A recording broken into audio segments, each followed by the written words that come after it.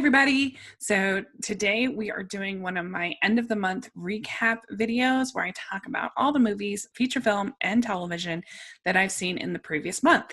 And so we're talking about the movies I saw in May, and there's quite a few, so I'm going to go through these as quickly as possible. So this video is not a million minutes long.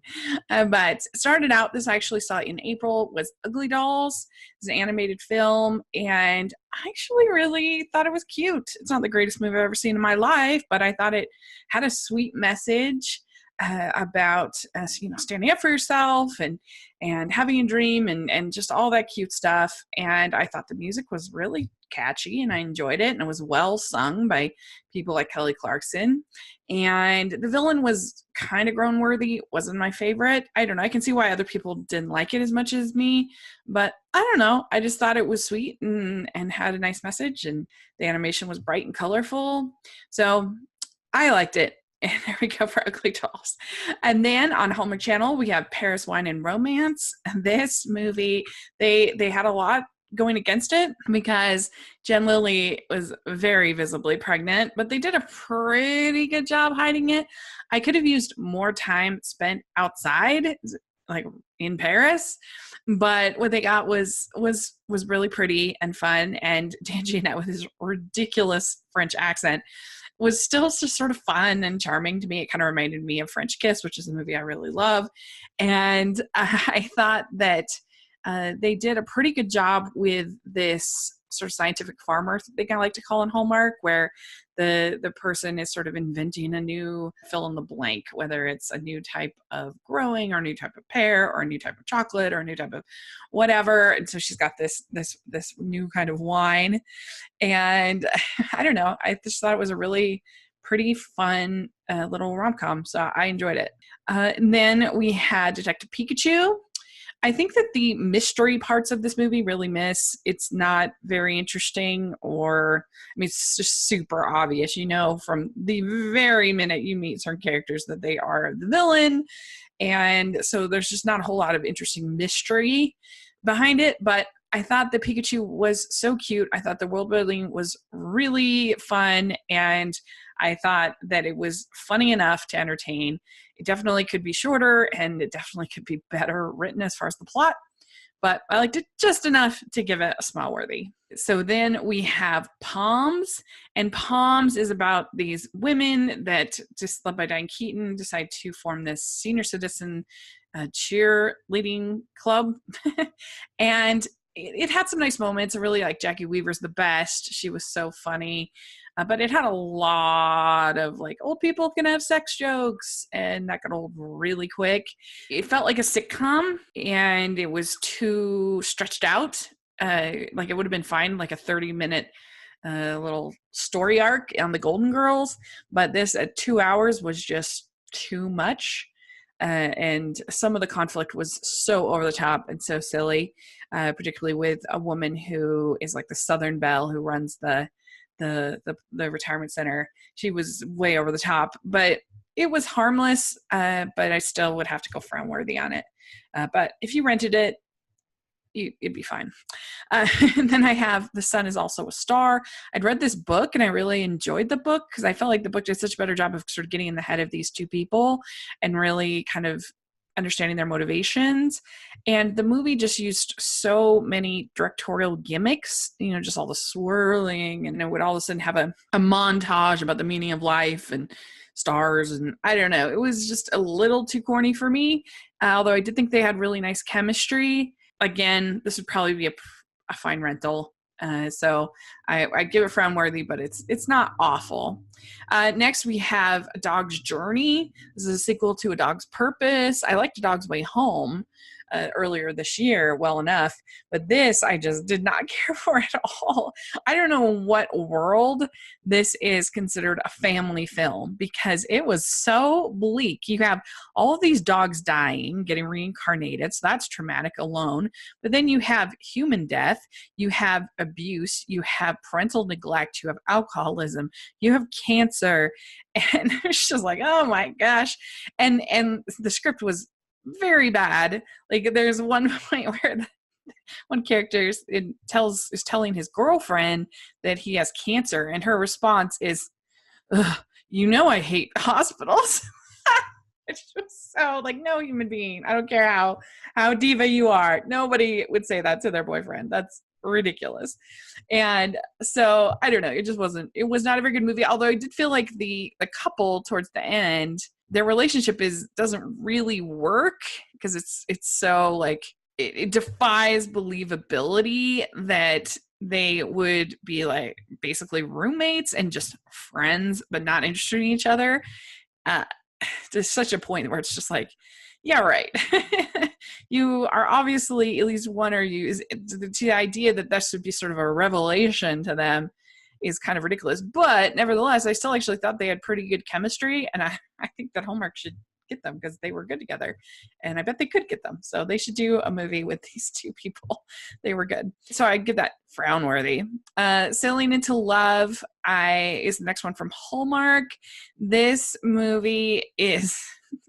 it's not the best movie in the world, but Chris McNally is my current favorite hunk over in Hallmark, and he is so charming in this movie. And they kind of have half of it as a save the island plot, and then the other half is this sort of like she's the bridesmaid in 3 different weddings, and he ends up being kind of involved, and she sees him, and there's like this flirting, and all the wedding stuff was super fun. The dancing, the flirting, her friends getting married, all that stuff was fun. The Save the Island stuff, I felt like you didn't even need it. Like it would have been better if they'd just been about the wedding stuff to me. But I liked Leah Renee, and I liked Chris McNally so much.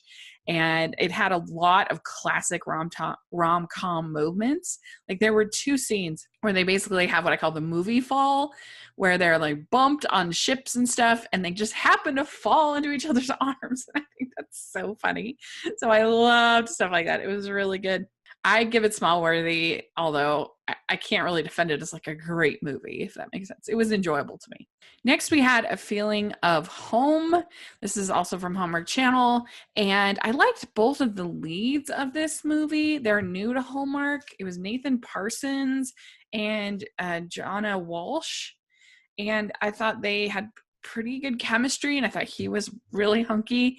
And I also loved seeing Robbie Benson in this, who's the voice of the Beast, and so that was really fun. And I think the cast was all quite good.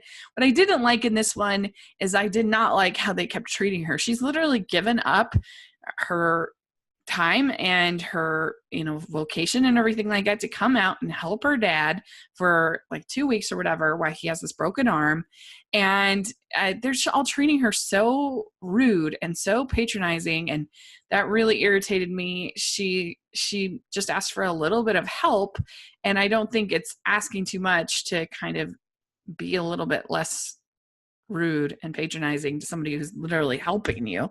I don't know, that bothered me. They're treating her like she's an idiot. But other than that, it was okay. It wasn't my favorite, but I did like the cast. But I will have to go frown worthy, I think, on this one.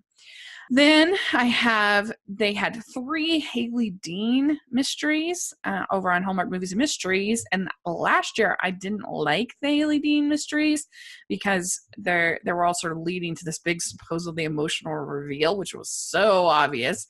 And that was frustrating. This I actually thought was much better. I really like Viv Leacock as Fincher, her kind of co-detective, and he's been kind of bumped up. He was just sort of a side character. Now he's practically like a co-lead in the movies, which I think was a great choice. They have really nice chemistry. I actually got to interview Viv. He was great, and I thought things were all pretty solid, pretty entertaining, reasonably well obfuscated, and I thought that the end, and they sort of threw in a little bit of romance with her and Jonas. So I liked the Haley Dean mysteries, all smell-worthy this time. Then I saw Aladdin, and I've done a detailed, nitpicky kind of podcast about it with my friend Richard, so you've heard all that I have to say about Aladdin, but it didn't really work for me. It's not awful, but I just felt like they took out all the funny, and I did not like Blue Genie at all. I liked it once he was just regular Will Smith, but I don't know, to me, it just kind of fell flat and wasn't, I don't know, I didn't love it. It's not awful, but I still go frown worthy on Aladdin. Then I saw The Dead Don't Die, and this is my first movie by Jim Jarmusch, and I thought the trailers for this looked hilarious. I was really excited. Great cast: Adam Driver, Bill Murray, Selena Gomez, Chloe Sevigny, like a really eclectic, all over the place cast, and it just looked so funny. And I tend to like horror comedies quite a bit. So I was really disappointed in this. It wasn't hardly funny at all. It rammed home its big message about consumerism so much. And I was like, I get it. You don't need to have your narration telling me what you're trying to say. We understand. We're not stupid. Like the good zombie movies of the past didn't have to do that. So it was, to me, very disappointing. And it's definitely frown worthy on The Dead Don't Die. Then I saw Wine Country on Netflix, and got a lot of funny ladies in this, not a lot of funny jokes. Everybody was a stereotype or a caricature, and I'm so tired of the whole idea that just because it's women doing naughty things, that somehow inherently makes it funnier. It doesn't. That's lazy, and I just was very irritated by this movie. Definitely frown-worthy. Then I saw Booksmart. This movie is very raunchy, very R-rated, not for the typical family audience that I have. I would definitely say, but I actually thought it was sweet and legitimately funny. And I think that it did a good job of kind of talking about friendship and how we can be kind of toxic towards each other, but then we do love each other, and that whole dynamic, and the things we keep from each other, the things that we share, all that stuff. I really did enjoy that part of the movie. It was a good movie, but not for everyone. I give it a smile worthy. Then I had From Friend to Fiance. This is on Hallmark Channel, and I really enjoyed this movie. It seems like more than most on the Hallmark forums and stuff, people are not liking it, but I thought it was like a fun combination of Mean Girls and My Best Friend's Wedding. So this girl, she was kind of nerdy, with Jocelyn Houden, and her best BFF friend, played by Ryan Pavey, who is very dreamy.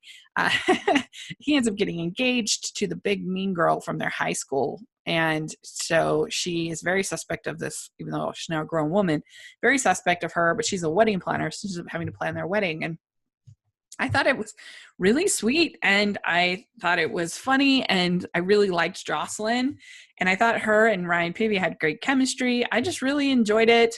I think that there are one too many BFF type characters. You really just need one in a rom-com, and you can have like a greater group of friends, like in Notting Hill.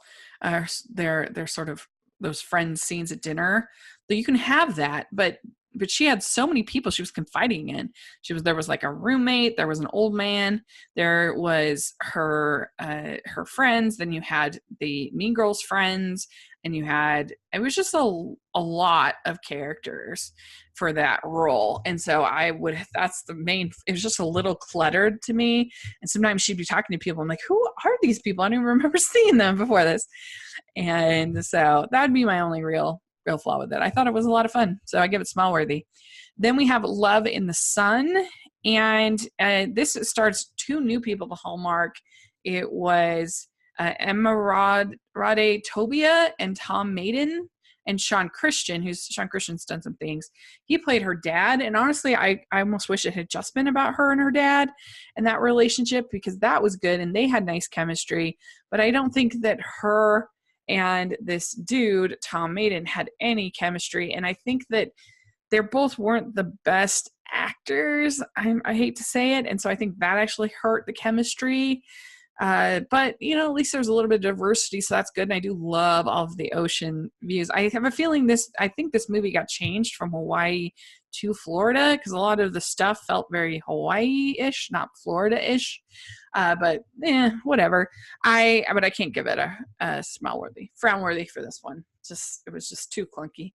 Then I have Godzilla, King of the Monsters. So this movie I did not enjoy. I thought that it was I thought that the plot was completely asinine and stupid. I thought the characters were just, their choices were ridiculous and impossible to take seriously. Like, they're making one in particular, Vera Farmiga's character is making a super villain decision, and she's supposed to be somehow rooting for it was ridiculous. And it's just kind of like San Andreas, where the only person, all these millions of people are dying, and the only person we're asked to care about on the screenplay is the Millie Bobby Brown character. We're not supposed to care about anybody else. And that was just ugh. And I don't know, I would have been fine with all of that if I had been happy about the visuals. That was my biggest problem, is that I was expecting that to be good, the monsters to look good and be compelling, but I didn't think that they did. I thought that it was always cloudy, it was always murky, you couldn't see what was happening. The editing was terrible. It would just and it would just be flipping back between close-up shot and then wider shot and close-up and wider, and you didn't get any sense of like awe or spectacle, where it would zoom back and you get like the whole fight. And so that was frustrating. And then they'd have these shots from the ground up, as if they were filming it as if they were on the ground. But the problem with that is these are huge monsters. We want to see them. We want to see the it was very frustrating to me. I couldn't see what was happening. I didn't like it. So definitely frown for me. Then I saw Rocket Man, and I really loved this movie. I thought the Taron Egerton was incredible as Elton John.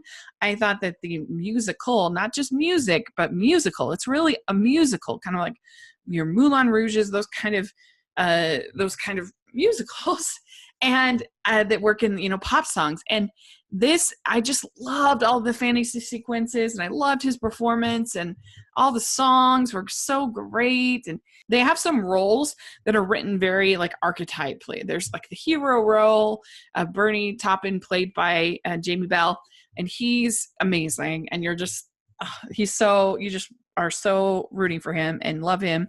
Then you have John Reed, who is kind of his manager type, and at one point his boyfriend, and he's played Richard Madden, and he is so dreamy in it. But he's an obvious archetypical villain. And so, but the thing is that I didn't mind that it being so stark, because it was all so over the top, and it felt fitting with the tone and the feel of the movie. It worked because it's an over the top movie where people all of a sudden freeze and someone's singing a rock ballad. It's I don't know, it worked for me. I really loved it. It was definitely one of my favorites of the year. And I think that the whole R-rated thing has been way overblown. Both my friend and we both agreed that it was pretty tame, unless, I don't know. I thought it was way less R-rated than Booksmart. I'll tell you that right now. So I don't know. I think that's been overwhelmed, but definitely smile worthy for me. I really enjoyed it. It was really good. Then I have Always Be My Maybe. This is from Netflix, stars Ali Long and Randall Park. And this, at the very beginning, I was not feeling it. I was, I don't know, this is going to be just so generic and not funny. I wasn't laughing as much as I thought it would. But then they get to this scene where there's a section where Keanu Reeves is in it, and he was hilarious. And then they start actually being a couple. And from then on, I was totally in love with this movie. I thought they had amazing chemistry. I thought they were really fun. And I really liked the ending compromise that they made. It was great. And so I was a huge fan of this. And I think the only thing that was ridiculous is the idea that this band that he has is somehow going to be like a legitimate band, and they were terrible. But oh well, it was still fun. So yeah, definitely smile worthy for Always Be My Maybe. Last is The Biggest Little Farm, this documentary about these two hipsters who decide to go and run this organic with nature farm. And they follows them for 7 years of each year of them trying to do this. And I tell you what, I don't have it in me to be a farmer. I tell you that right now. It was brutal. And I mean, I can't even keep a little garden alive, but they were very positive and very sweet. And I liked the animation sequences in between. So that was fun. And so I liked it. It's nothing that you're going to write home about, but it was cute. And so I would give it smile worthy. So there you go. That's my thoughts on the movies I saw in May. So not too bad going here. I saw, including the Hallmark movies, 21 films. So pretty good. So let me know what you think if you got to see any of these. And also, if you'd like to continue to share your thoughts and be part of the discussion, please consider supporting us on Patreon. We don't only talk Hallmark movies. We talk about all different kinds of media, and it's really fun. And so it's only $5 a month to be added to the Facebook group, and there's lots of other kind of fun, cool perks that you can have. So thanks so much. Please subscribe to my channel. I'll talk to you later. Bye.